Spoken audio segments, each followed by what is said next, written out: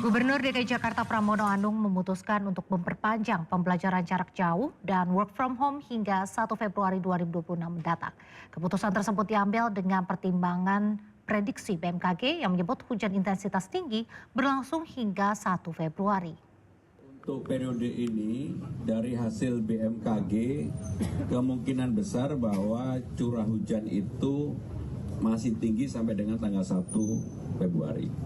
Maka dengan demikian, saya sudah memutuskan untuk PJJ maupun orang mau work from home itu sampai dengan 1 Februari. Dan kemudian, yang juga penting adalah karena curah hujannya ini masih panjang dan juga harus dilakukan OMC, saya sudah memberikan persetujuan kalau diperlukan untuk OMC.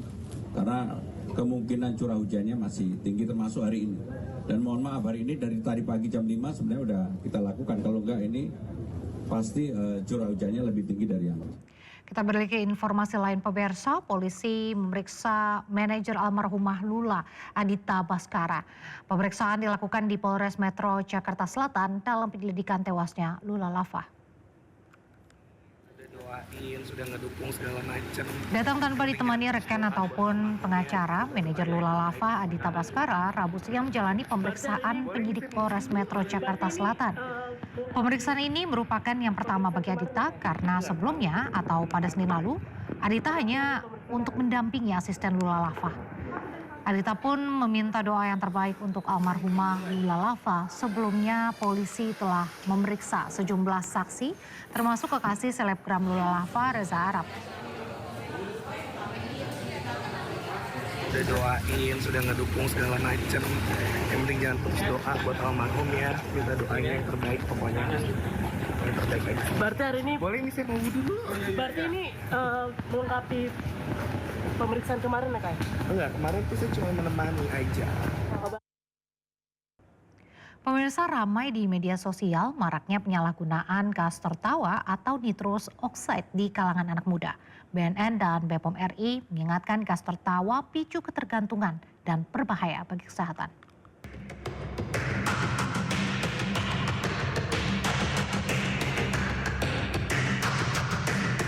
Media sosial akhir-akhir ini ramai dengan pembahasan gas tertawa atau nitrous oxide N2O. Kepala Badan Narkotika Nasional Komjen Pol Suyudi Aryo Seto menjelaskan senyawa kimia itu sah digunakan dalam dunia medis dan industri. Namun efek euforia singkat yang dihasilkan kini justru disalahgunakan.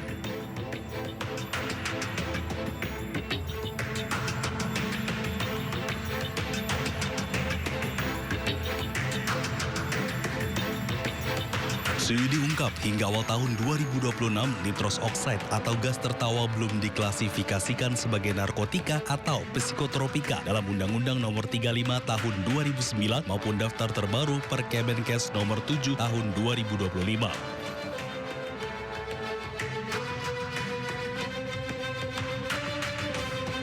Dan meski tidak masuk UU Narkotika, tren global menunjukkan pengetatan regulasi terhadap zat ini karena meningkatnya kasus penyalahgunaan di kalangan remaja.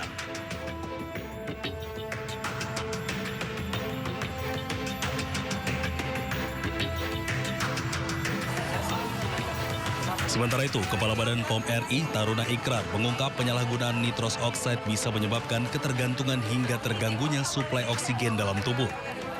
Menurut Ikrar, saat nitrous oxide masuk ke dalam tubuh, kadar oksigen bisa menurun dan memicu kondisi iskemia atau kekurangan oksigen pada jaringan.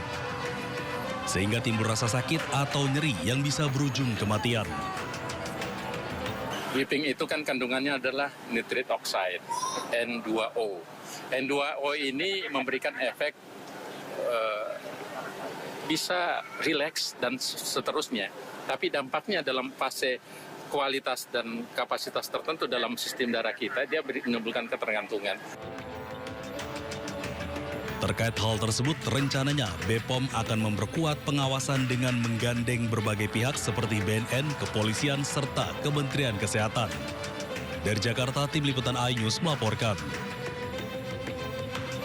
Kita ke informasi selanjutnya pemirsa, Menko Kumham dan IMIPAS Yusril Iza Mahendra menyebut aparat yang menuduh penjual es gabus menggunakan bahan spons bisa dijatuhi sanksi etik hingga proses hukum.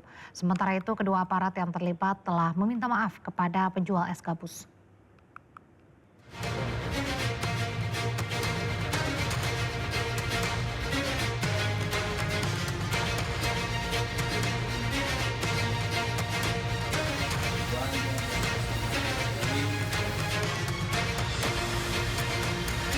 Menko Bidang Hukum, HAM, Imigrasi, dan Pemasyarakatan Yusril Iza Mahendra merespons kasus penjual es gabus di Kemayoran, Jakarta Pusat. Yusril menegaskan aparat bisa dijatuhi sanksi etik hingga proses hukum jika terbukti bersalah dalam menjalankan tugasnya.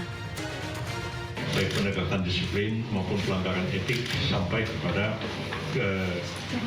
kemungkinan juga akan diambil satu langkah hukum terhadap hal itu. Jadi masyarakat tidak perlu khawatir ya. Anggota kepolisian bisa saja melakukan kesalahan dalam melaksanakan tugas, dan kalau mereka melakukan kesalahan tentu akan diambil satu tindakan, baik itu tindakan disiplin, tindakan etik maupun juga tindakan sesuai dengan peraturan hukum yang berlaku. Sebelumnya, anggota Polri Aibtu Ikhwan Mulyadi dan anggota TNI AD Serda Heri Purnomo meminta maaf kepada penjual es gabus, Sudrajat, dan masyarakat.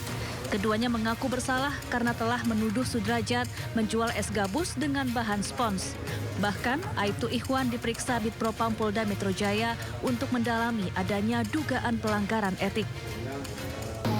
Kami datang ke sini untuk meminta maaf kepada Pak Sudrajat dan keluarga. Kami juga tadi sudah ketemu Pak Lurah, Pak RW juga kami sudah ketemu. Harapan kami ini tidak menjadi permasalahan yang melebar kemana-mana. Ini murni kesalahpahaman.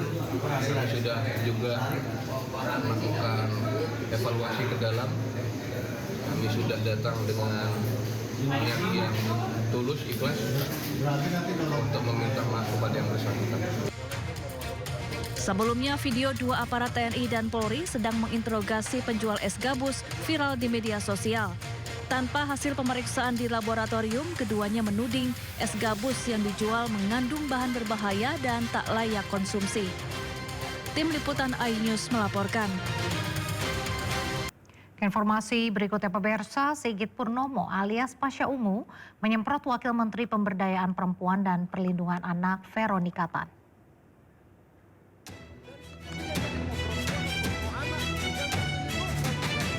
Anggota Komisi 8 DPR RI Sigit Purnomo alias Pasha Ungu berdebat dengan Wakil Menteri Pemberdayaan Perempuan dan Perlindungan Anak Veronika Tan. Perdebatan terjadi saat rapat kerja di gedung DPR RI Senin lalu. Pasha menyemprot Veronika karena kinerja Kementerian PPPA dinilai belum optimal. Sementara itu, Veronika meminta DPR memberi kesempatan kepada kementeriannya untuk bekerja. Yang dijelaskan oleh Ibu Wamen tadi itu sama juga dilakukan oleh Komnas Perempuan. Coba kita pahami sama-sama dulu deh. Definisi pemberdayaan perempuan ini apa sebenarnya? Pemberdayaan perempuan ini apa sebenarnya Bu Menteri? Mohon maaf dengan segala hormat, saya orang baru juga. Tapi bahasa Indonesia kita masih paham gitu loh. Dari tadi ini kita bicara perlindungan hukum, pendampingan hukum, advokat. Ini sebenarnya maka saya bilang ini Polres atau apa? Lo apa bedanya dengan Komnas Perempuan? Sama juga penegakan hak asasi manusia, penegakan hukum dan lain sebagainya. Yang saya tangkap ini pimpinan izin, yang namanya pemberdayaan perempuan ini kalau ada kelompok perempuan mau dia janda, mau lansia atau kelompok ibu rumah tangga yang kemudian pengen berusaha, kekurangan modal, tentu tidak Kemen P3A yang memberikan modal, tapi paling tidak ada koordinasi antar lembaga. Bahwa misalnya ke BUMN misalnya atau perbankan, itu langsung dilakukan oleh Kemen P3A. Di dapil kami Pak Menteri, Kemen P3A selalu menjadi pertanyaan Bu Wamen, mohon maaf. Bu Menteri bukan Pak Menteri. Iya. Selalu menjadi pertanyaan. Betul. Bu Wamen, Mohon maaf. Tahan dulu. Tahun ini kami dari kementerian kami juga sudah mengutarakan kita tidak mau berbicara di perlindungan saja. Kita mau bangun di pemberdayaan. Pimpinan, Makanya, kalau di luar negeri pimpinan.